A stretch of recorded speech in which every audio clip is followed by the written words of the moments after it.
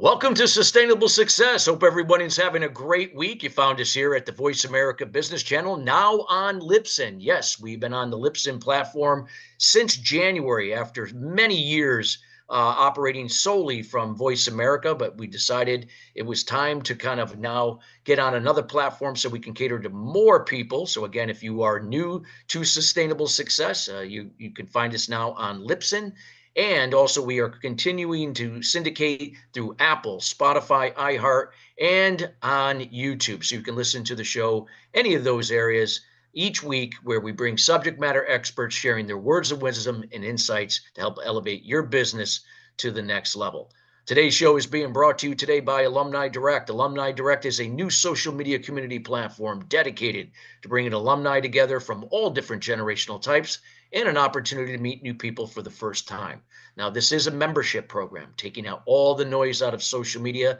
No more of those noisy notifications. You get to come in and generate genuine and authentic relationships with the people you choose to interact with, including the content that you want to share and participate in. If you'd like some more information about Alumni Direct, check them out at alumnidirect.com. That's alumnidirect.com.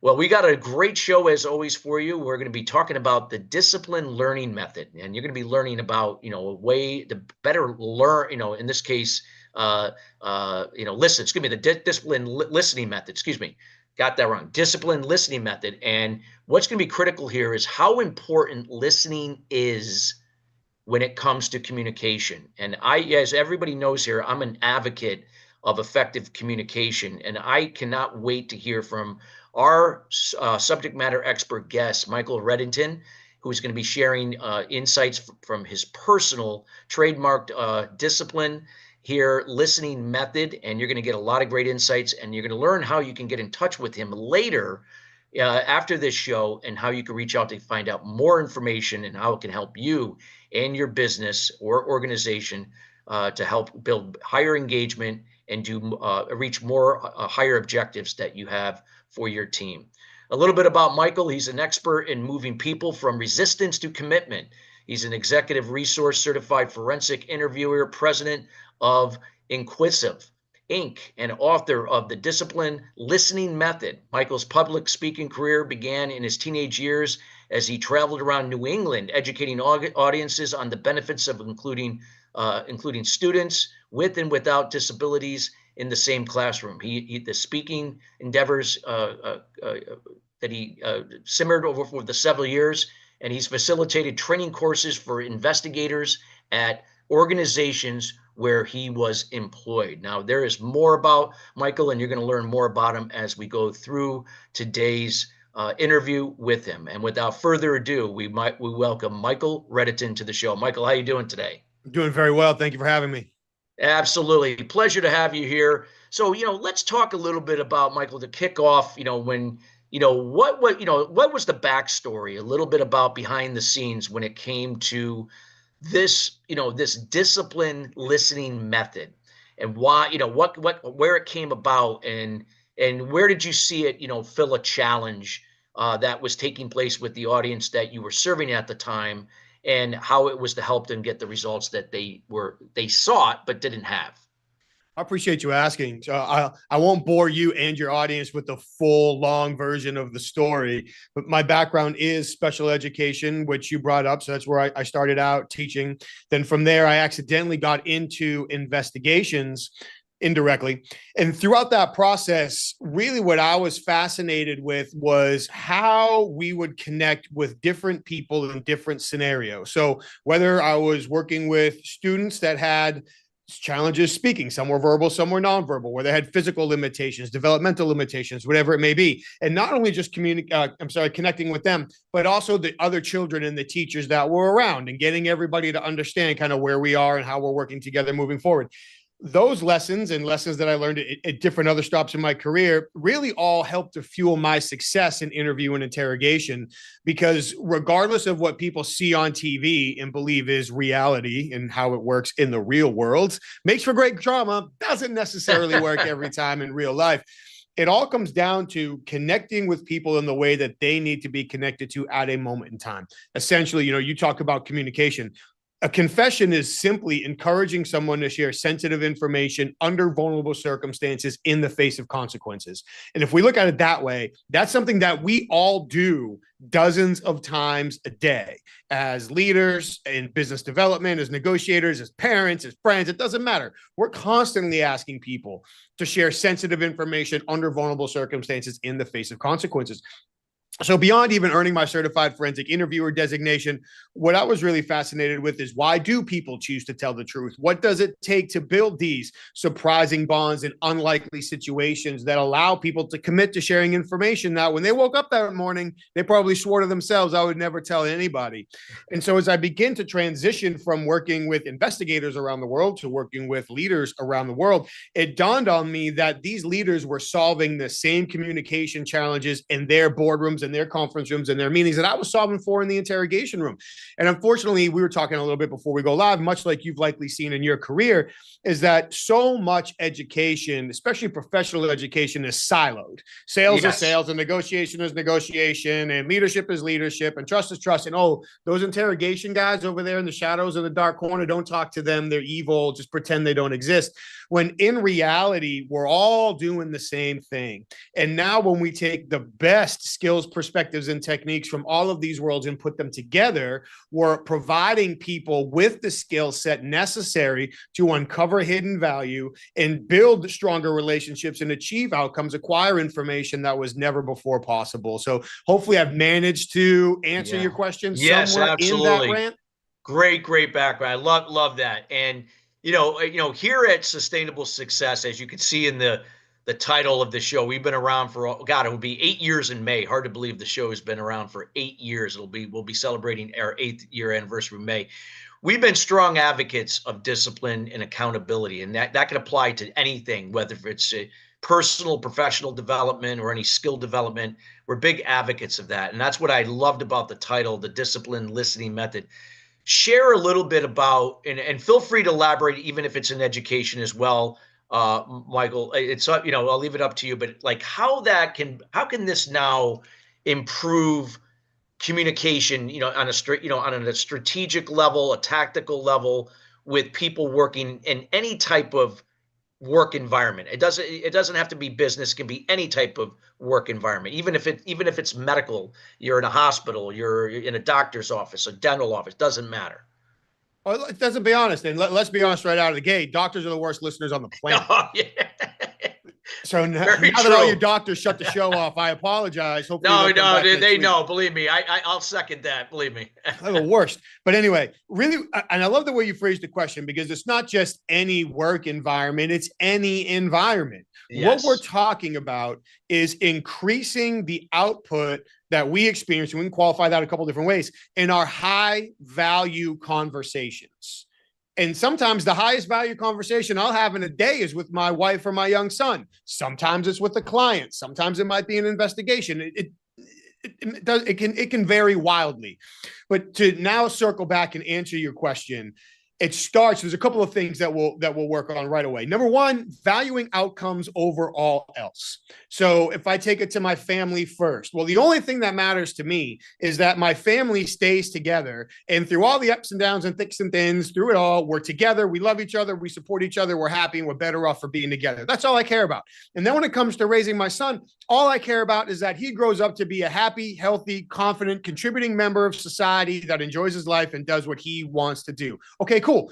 If I think about developing a new business relationship, well, yeah, of course I want the business, but really what I want to develop a relationship over time where now somebody is advocating for me when I'm not in the room. If I'm bringing employees into my business, yeah, I want to hire the right person with the right qualifications and values to be successful in the business. But really what I want to bring somebody on board that is going to take my business to the next level over the long period of time.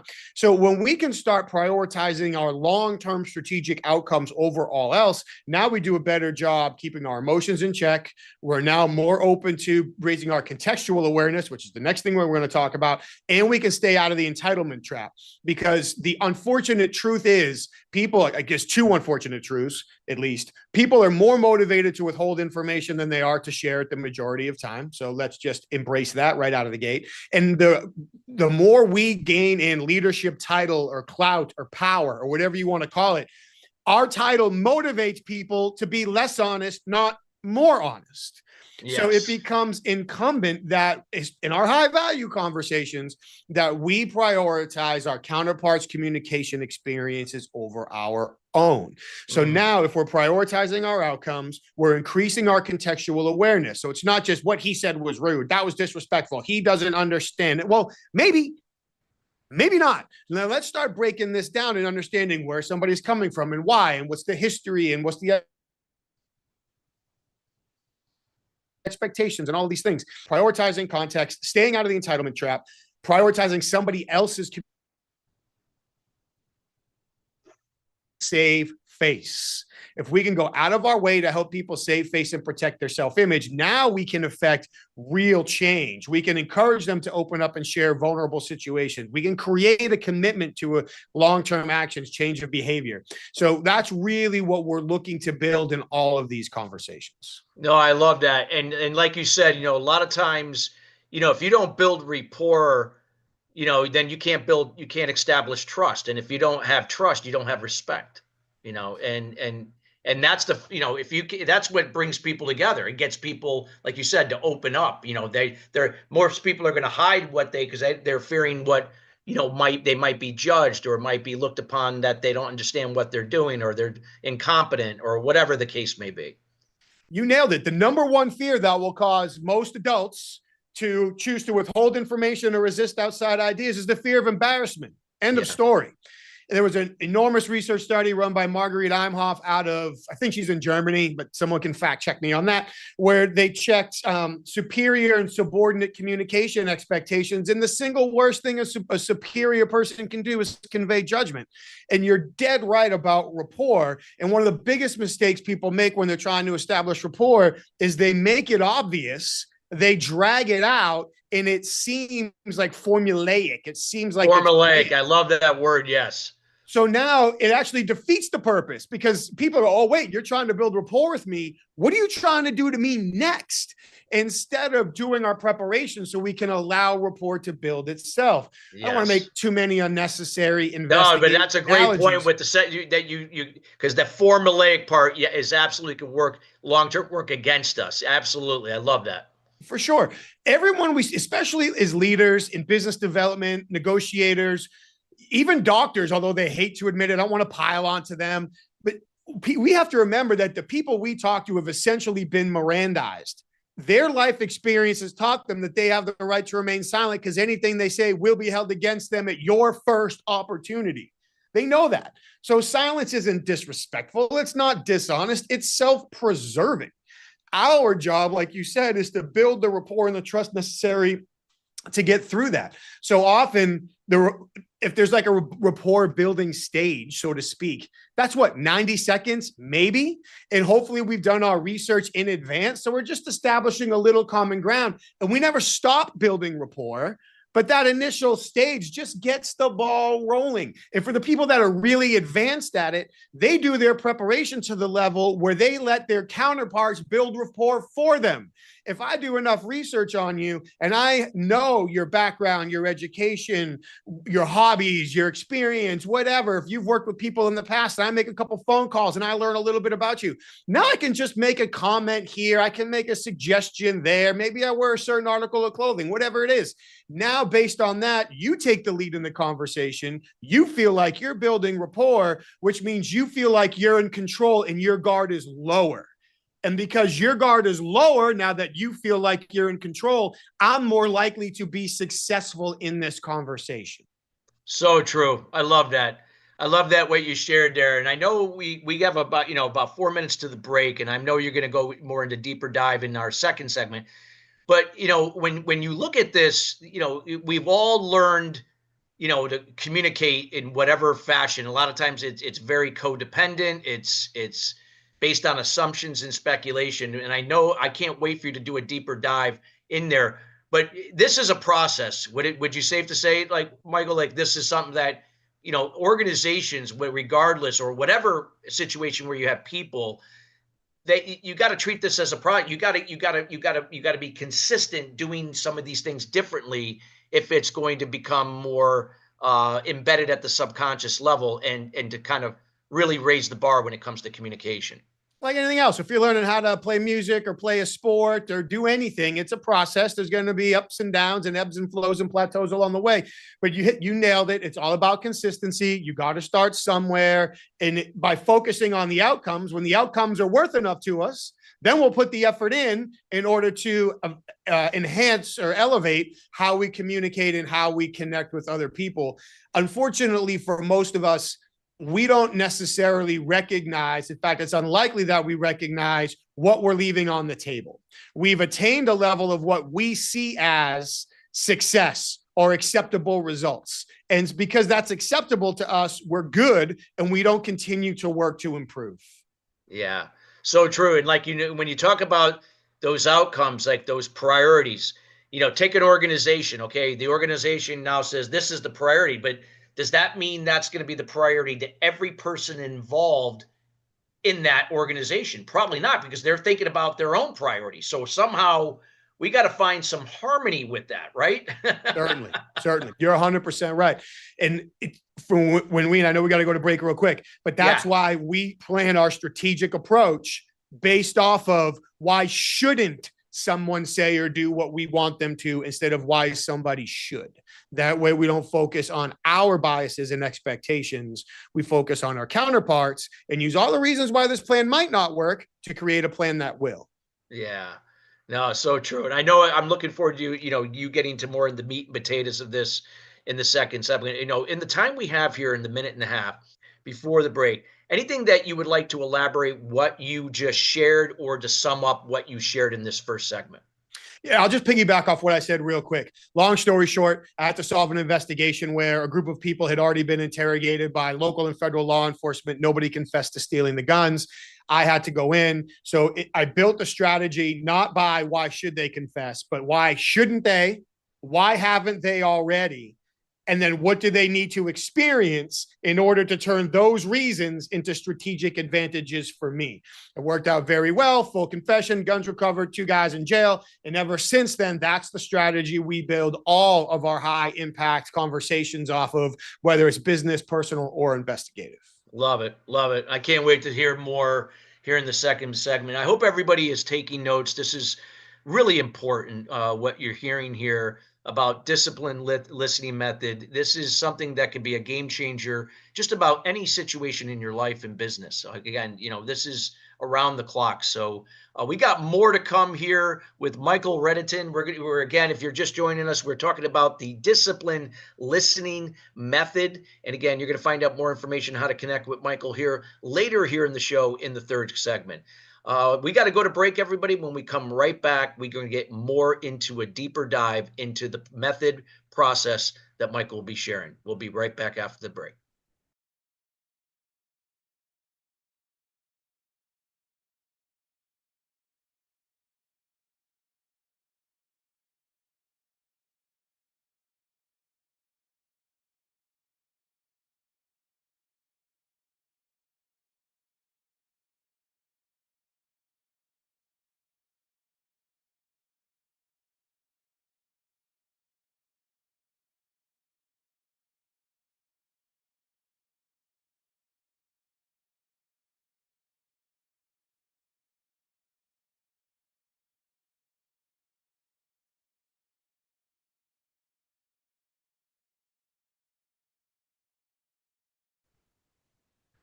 Welcome back to Sustainable Success. If you're just joining us, we're talking about the disciplined listening method. Yes, ways that we can effectively listen better, build better rapport and trust with people around us, and how this can really elevate us to achieve better and more sustainable outcomes. That's what we're all about here at Sustainable Success. And we're here with Michael Reddington, an expert in this particular area.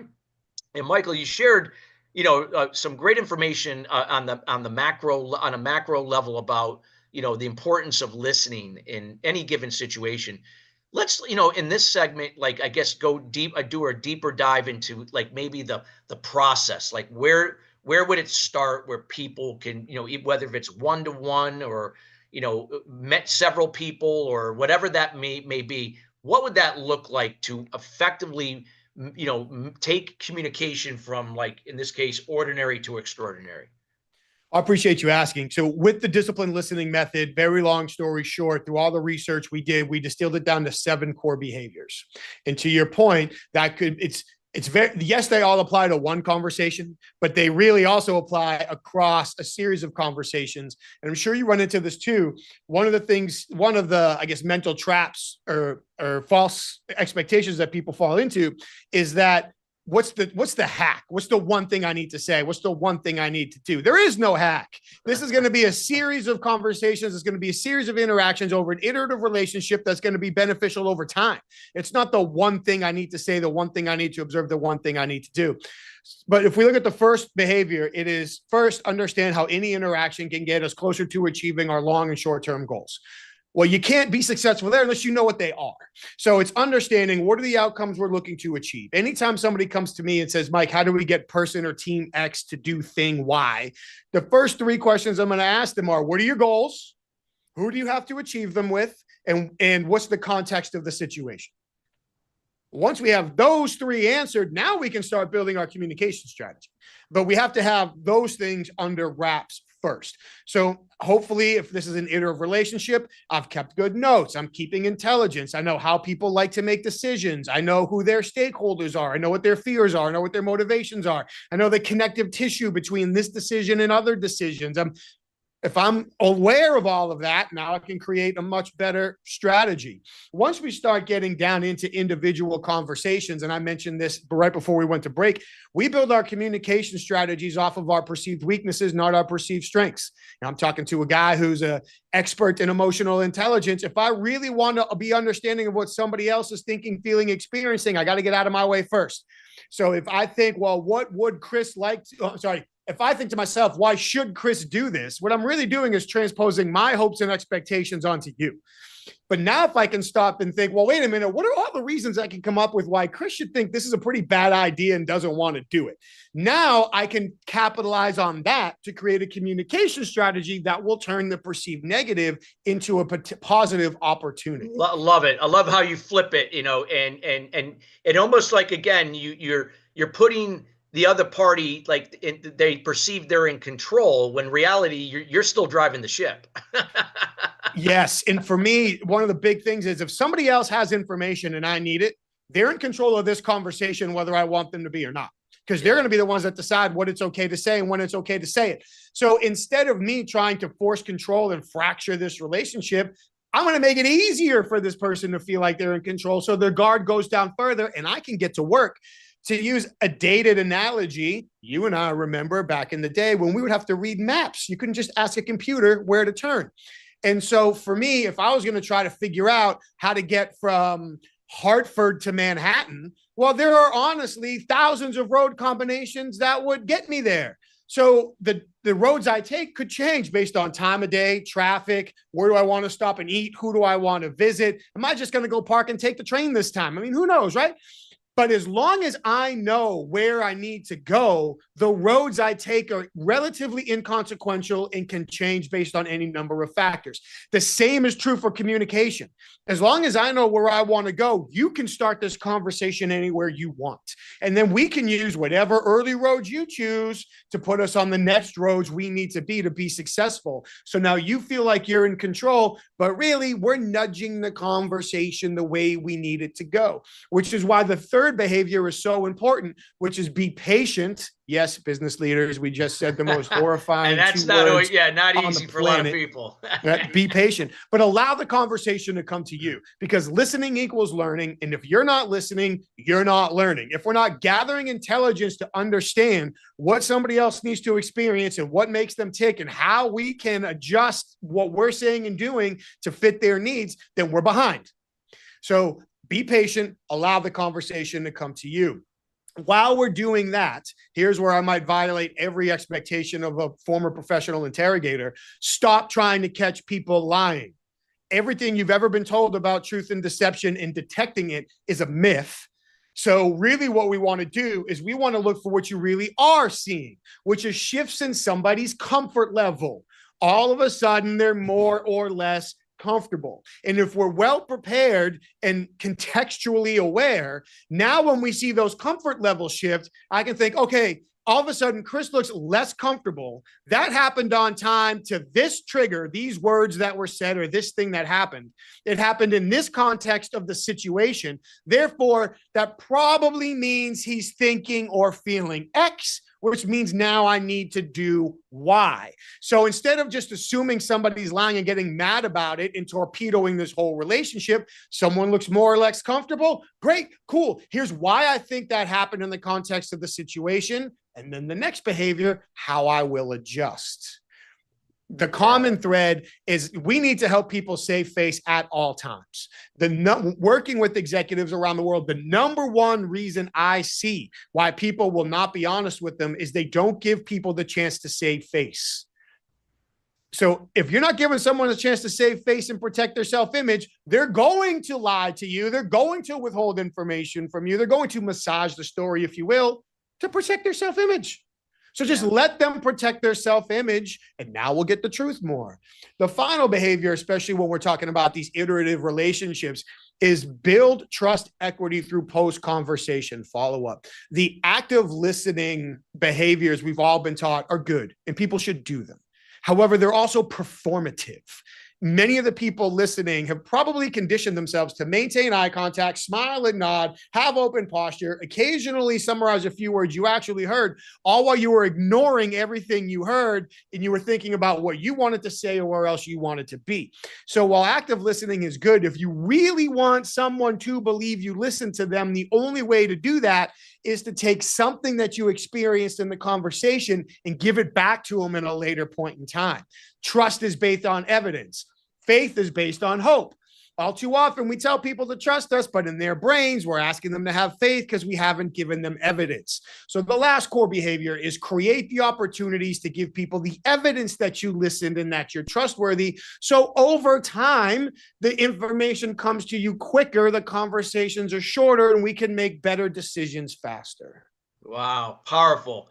I love that. And you know, in there, I picked up on some things when you were talking about when people start to feel a little uneasy, and you could pick up on that. Again, that would be body language, or maybe eye contact, or tone of voice. I mean, there could be a change in that. So they're saying something, but yet something else in their body language, eye contact, their tone may contradict that or not align with it properly.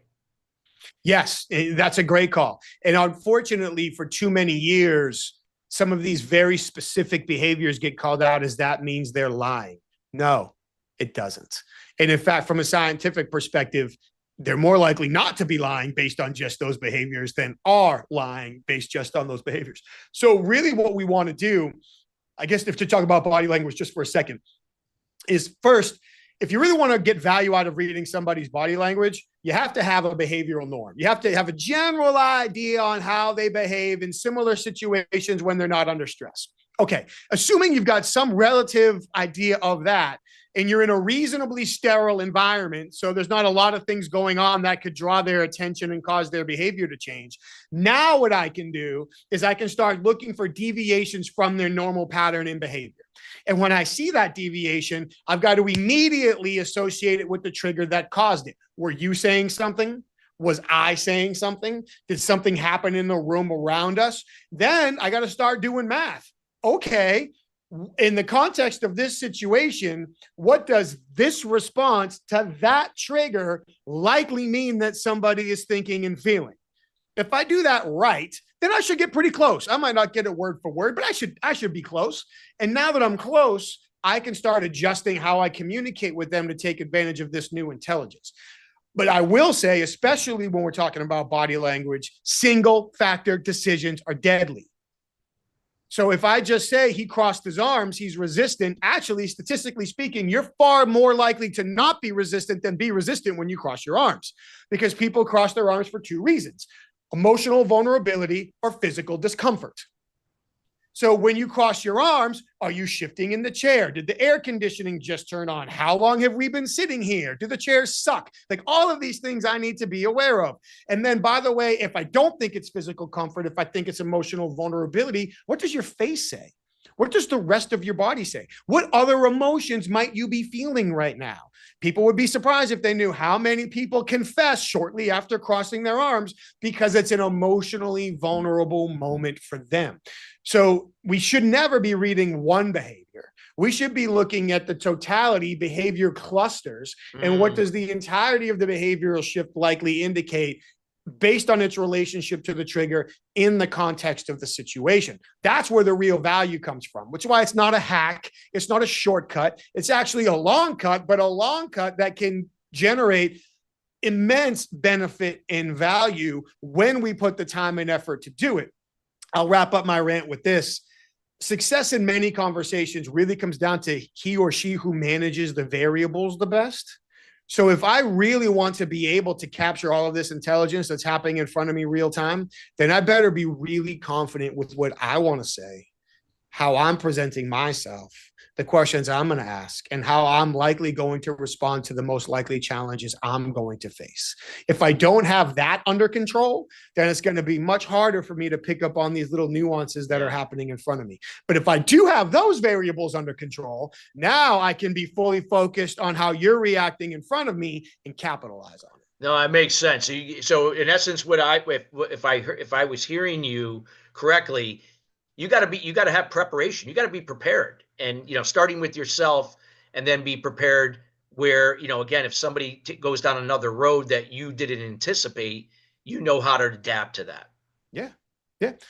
One of the things, it's when we're listening and we're having conversations, we talk about, and this is kind of a fun game to play. You get in front of a room and you ask people, so why do you listen? And they give you like the Google top 10. Well, to build relationships and to show respect and to learn something we didn't already know. And yeah, people do listen for those reasons sometimes. But if we're being really honest, how often do we listen for our turn to speak? And how often do we listen for the first chance to say what we already prepared or what we wanted to say? How often do we listen to defend ourselves? How often do we listen for the first indication that we don't need to listen anymore? So what really separates the very successful communicators is that when we start getting to that point where I feel like, well, maybe I can tune out. No, really what I need to start doing is I need to start listening for you to say something that I can use to get back to where I need to go. So now instead of checking out and saying there's no value here, you're ranting, this is off topic, this doesn't matter. Well, it matters to you or you wouldn't be saying it.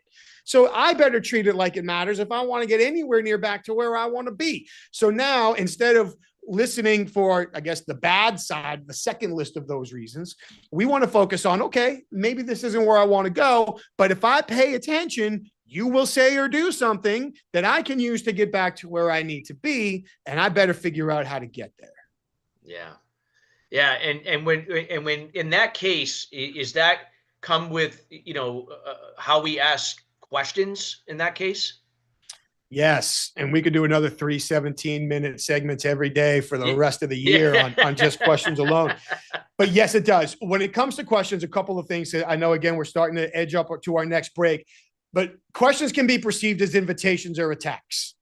And I don't think we need to elaborate on how people will react. That's a good point. Yes. On how they're perceived. So how we set up our questions can also be more impactful than the actual question itself. So this goes back to, how do we help people save face? How do we demonstrate credibility without bragging? How do we make it easier for people to tell the truth, not harder? So we've all been told to avoid yes or no questions, although people screw that up on a regular basis. But some other ones to avoid. Stop asking people why. Because why feels like a judgmental accusation every time somebody hears it. Focus the questions on the outcomes or the results, not the person. A silly one, and it's an example from the book, is my wife and I, it's a longer story, and I know we're coming up to break, but our morning routine. We got time. Go ahead, Mike. Okay. We got time. Our morning routine, typically I would get my son and our dogs up and I would start feeding the dogs, and then she would get out of the shower. You can't see me, I'm bald. I can get ready a lot faster than my wife can, right? So I get up and I get moving. She would then come out and say, did you feed the dog? which to me feels like, did you feels like an accusation, right? So I start feeling, of course I fed the dog. Well, let's be honest. Sometimes I forget. But really what she's doing is she's going to the laundry room, which is where the dog food is. So she's offering to help, even though I feel like it's an accusation. But as soon as she changed it to, does the dog still need to be fed? Yeah.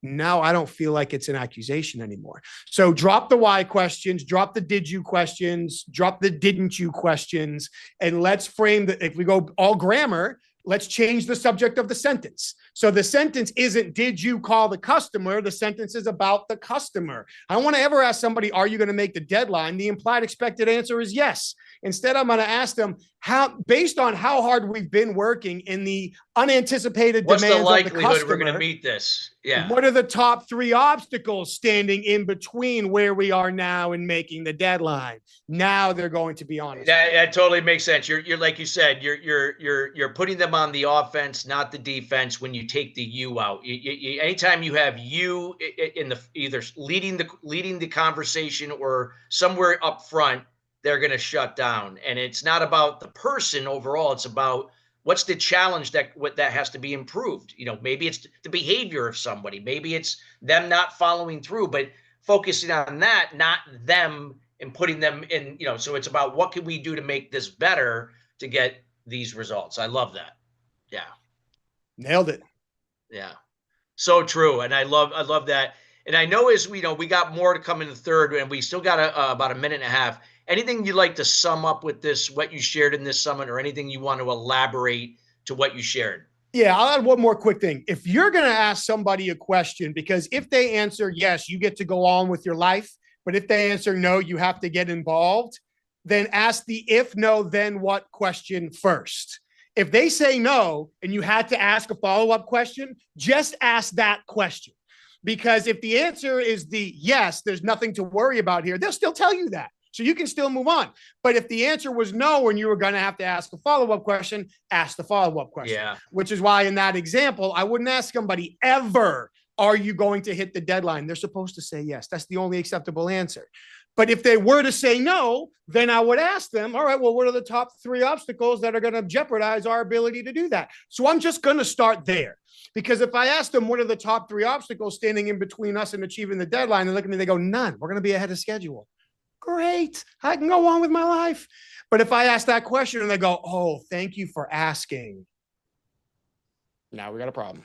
Yeah, that's so true. So true. Wow. Wow. Just some really great golden nuggets that Michael shared here in the second segment with the disciplined listening method. I hope this is resonating with all of you. I know it is with me. This is very important, everybody. Communication, communication is just not communication. If you are now communicating the way you've been and you're still not getting to where you want to be, well, this is where you have to really look at what can you be doing different? And you can't wait for somebody else to communicate effectively. You have to be in control of that. You can't control another person. You can only control what you do. So a lot of this stuff that Michael shared is so imperative. We got to go to break, everybody. When we come back, we're going to got more to come to kind of wrap up how you can, start implementing the discipline listening method, starting where you are at in any given situation that's important to you. And we'll be right back after the break.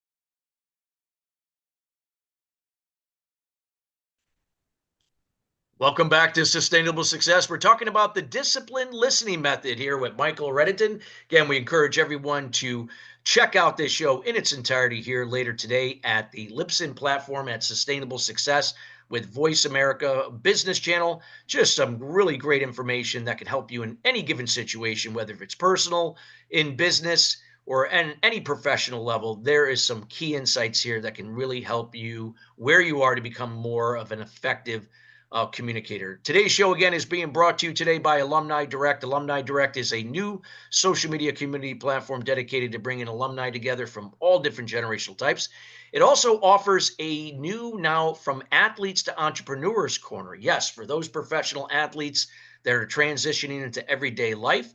Now you have a chance to now create groups where you can bond with other professional athletes doing the same thing and getting insights that can help make this transition into everyday life, or whether if you're going to be pursuing buying a franchise, whether if it's going into another career or starting a business, this is a great place to do it. And they also feature a podcast that goes along with this called From Athletes to Entrepreneurs. So feel free to tune in and listen to that each and every week. Again, check that out at alumnidirect.com.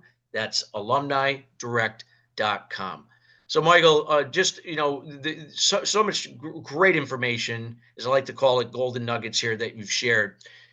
What would you suggest that those people listening, whether if it's a small business, a small organization, a big organization, somewhere in between, any place where you got people interacting? It could be a school, it could be whatever.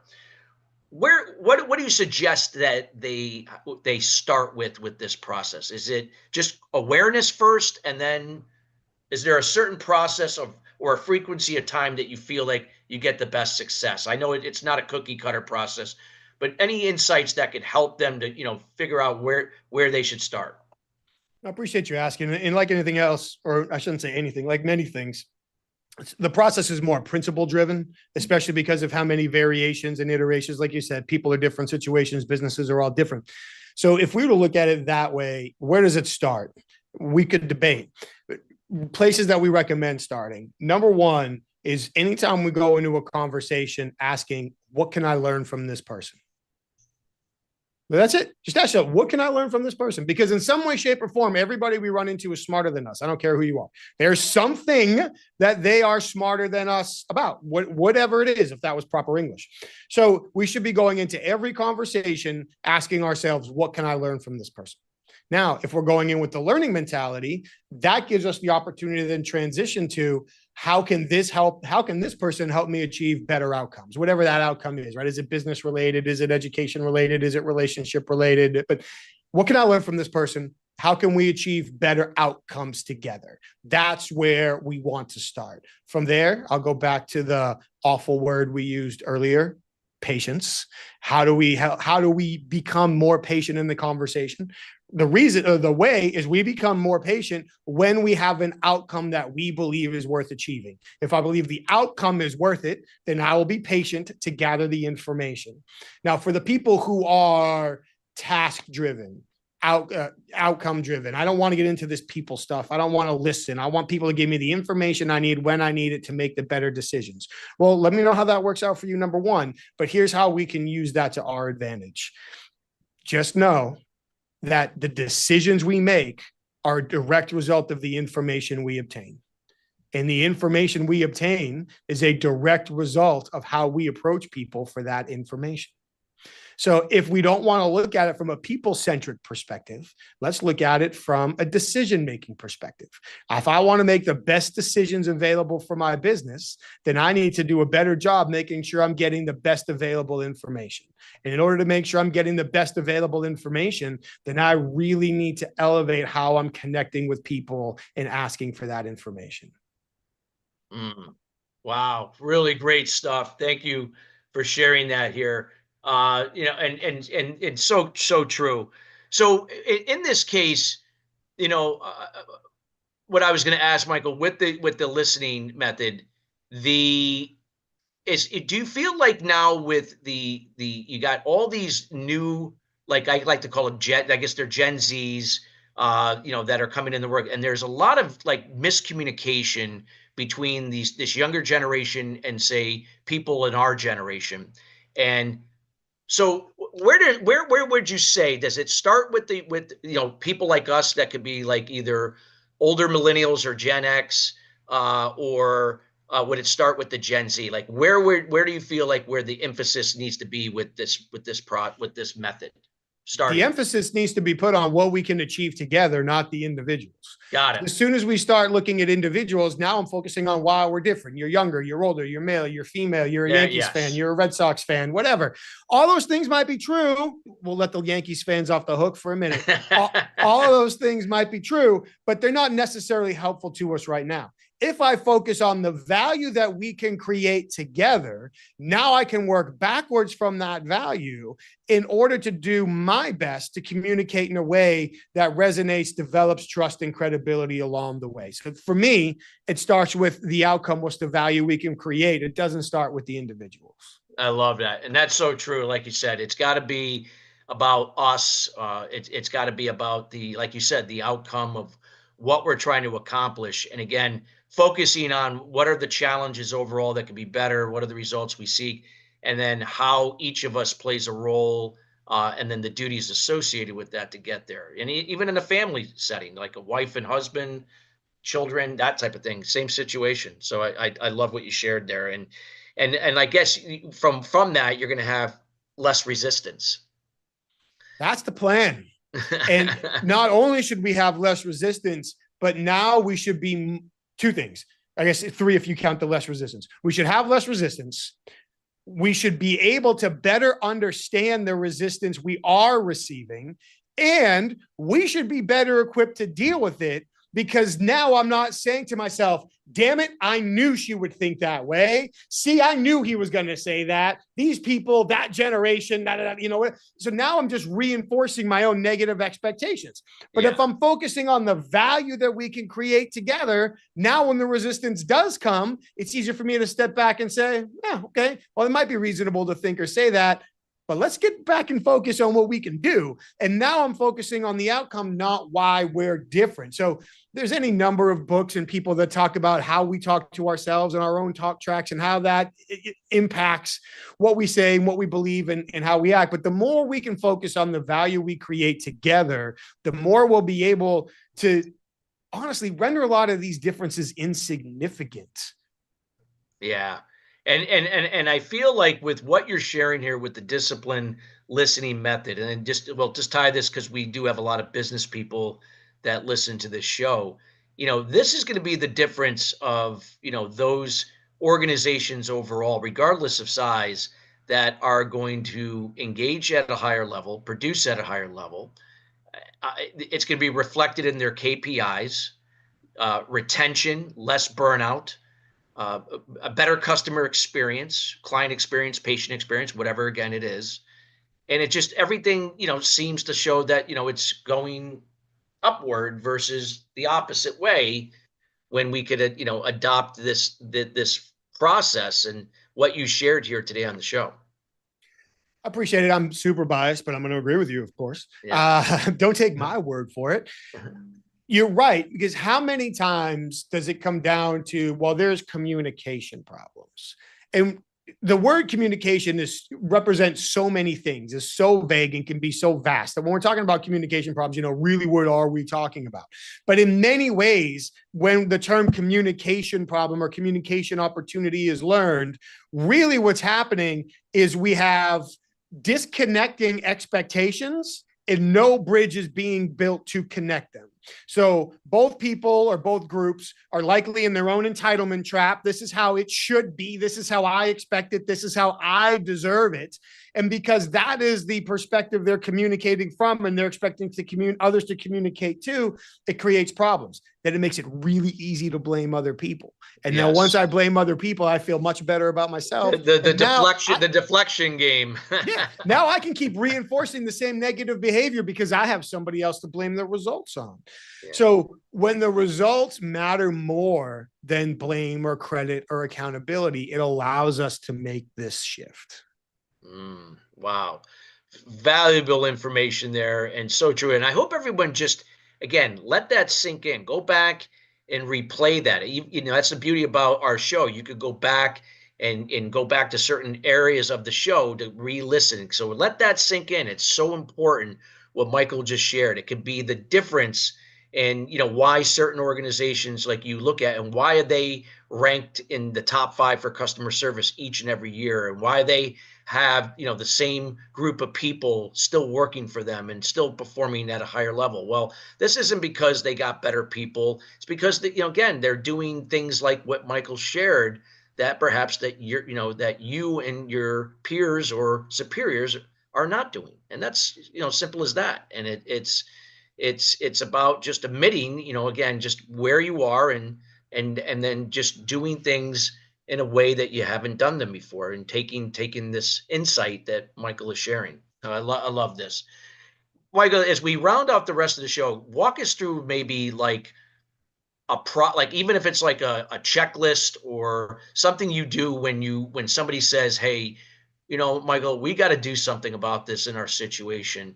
And now you're going to, like, I guess, go through with them how you're going to walk them through. And again, I know everything's going to be different because it's not the same for each person like we talked about before, but just if we had to look at it collectively, what would that look like? Yeah, great question. And you're right, it could be different, but whether we're solving a customer engagement problem, a business development problem, a negotiation, performance management, conflict management, doesn't matter really. It all starts with, okay, we can say, what are your goals? Sometimes that's a trite way to say it or feels that way. So we'll say it this way.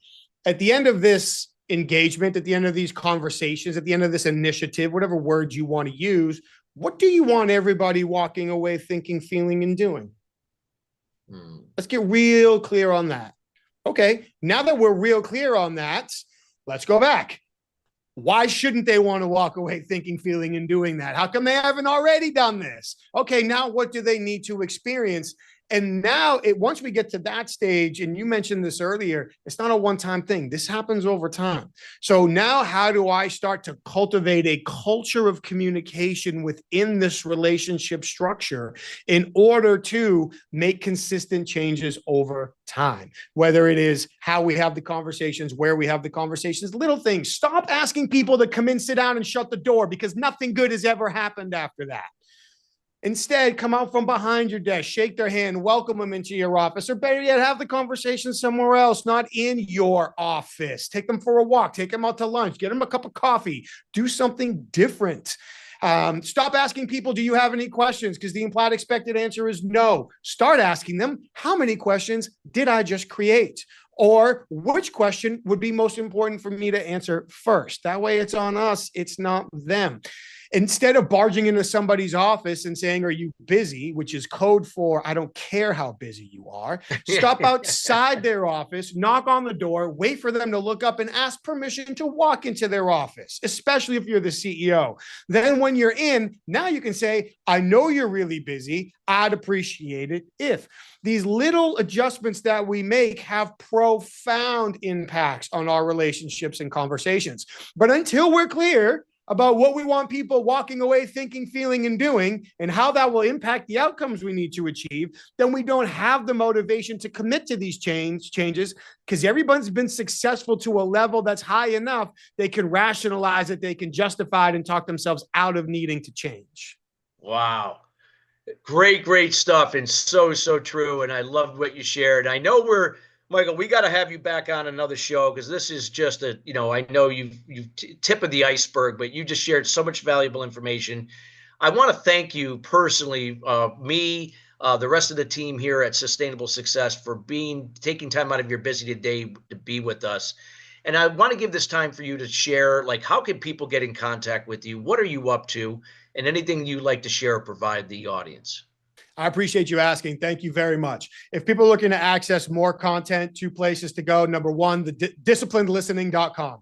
That's where they can learn more about the book. The book is available for purchase on both Amazon and Barnes & Noble, of course. But if they're looking to explore the book, that's at disciplinedlistening.com. That's also where they can find my podcast. I see what you're saying. The Disciplined Listening podcast is right there at disciplinedlistening.com. If they're looking to learn more about me, michaelreddington.com is the place to go. If they're looking to learn more about the programs our clients ask ask us to customize for their sales teams, their leadership teams, their negotiation teams, their HR teams, and more, they can find all of that at inquasive.com, INQUASIVE.com. And if they're looking to connect on social media, LinkedIn, Michael Reddington, CFI. I'd be happy to connect with anyone who's listening.